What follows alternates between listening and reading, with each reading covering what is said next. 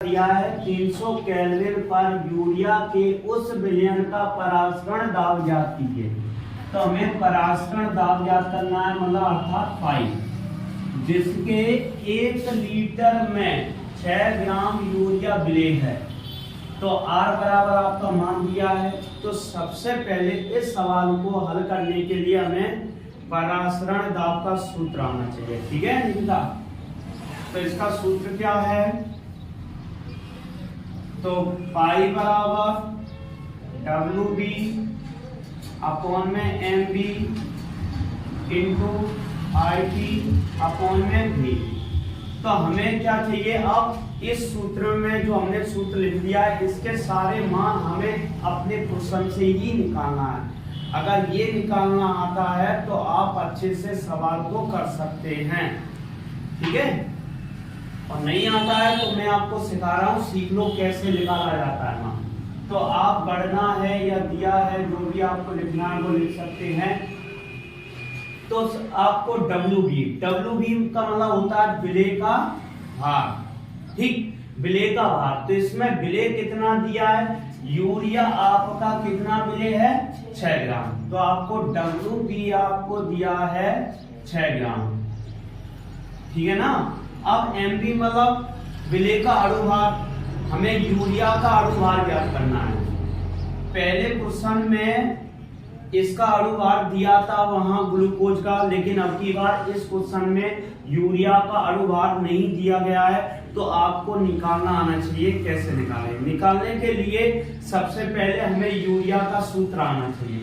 तो urea CH4N2O ये अपना यूरिया का सूत्र है। अब निकालेंगे कैसे, ये ध्यान दो। निकालने के लिए मैं आपको बताता हूं। पहले एक एक करके इन तत्वों को लिख लो क्रम से। कार्बन, हाइड्रोजन, नाइट्रोजन और ऑक्सीजन हमने ये लिख लिया। ठीक, कार्बन को जिनको परमाणु क्रमांक नहीं आता है तो मैं सिखा देता हूं। तो अंदर को घुंडी लगा दो एक, तो 6 बन जाता है। तो कार्बन का परमाणु क्रमांक कितना है? 6। और हाइड्रोजन का कितना होता है? 1, ये तो सभी जानते हैं। नाइट्रोजन का नहीं आता है, N बना है, एक डंडा उठाओ सीधा करो तो आपका कितना बनता है? 7। तो नाइट्रोजन का परमाणु क्रमांक कितना होता है? 7 होता है। ऑक्सीजन का नहीं आता है तो एक O नीचे लगा दो, 8। तो 8 बन गया। तो O हटाओ, लेकिन हमें इसका परमाणु क्रमांक इसका हो गया 8। लेकिन हमें परमाणु क्रमांक नहीं चाहिए, हमें क्या चाहिए? परमाणु द्रव्यमान चाहिए। परमाणु द्रव्यमान। तो परमाणु द्रव्यमान हमें चाहिए, या फिर हम बोले अणुभार। तो कभी कभी किसी तत्व का परमाणु द्रव्यमान उसका दोगुना होता है परमाणु क्रमांक के, कभी कम होता है, कभी अधिक भी होता है। ठीक है, तो हम ये नहीं कह सकते कि सभी का दोगुना ही होगा। ठीक, तो इसका बता देता हूं, इसका दोगुना होता है 6 दूनी 12। और हाइड्रोजन का एक ही रहता है, नाइट्रोजन का 14, इसका भी दोगुना, ऑक्सीजन का भी 16। ये हो गया आपको ये परमाणु द्रव्यमान। ठीक है, अब निकालना देखो ना। कार्बन का कितना रखेंगे? 12।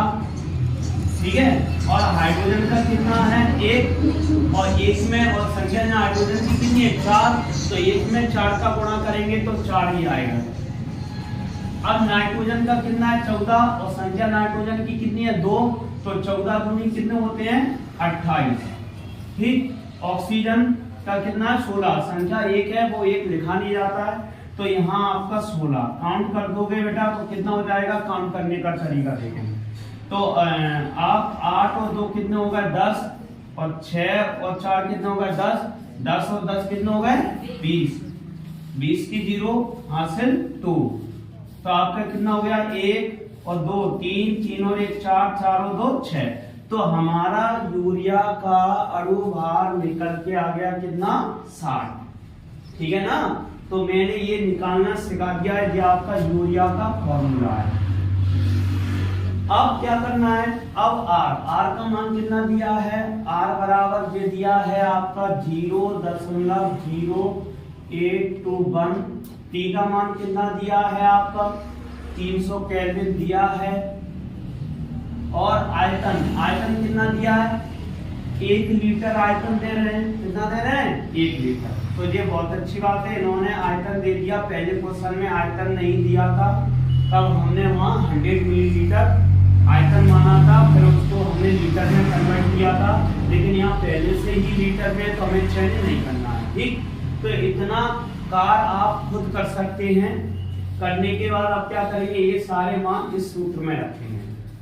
तो पाई बराबर डब्ल्यू बी का मान कितना है 6, एम बी का मान कितना है 60, गुणा आर का मान कितना है 0.0821।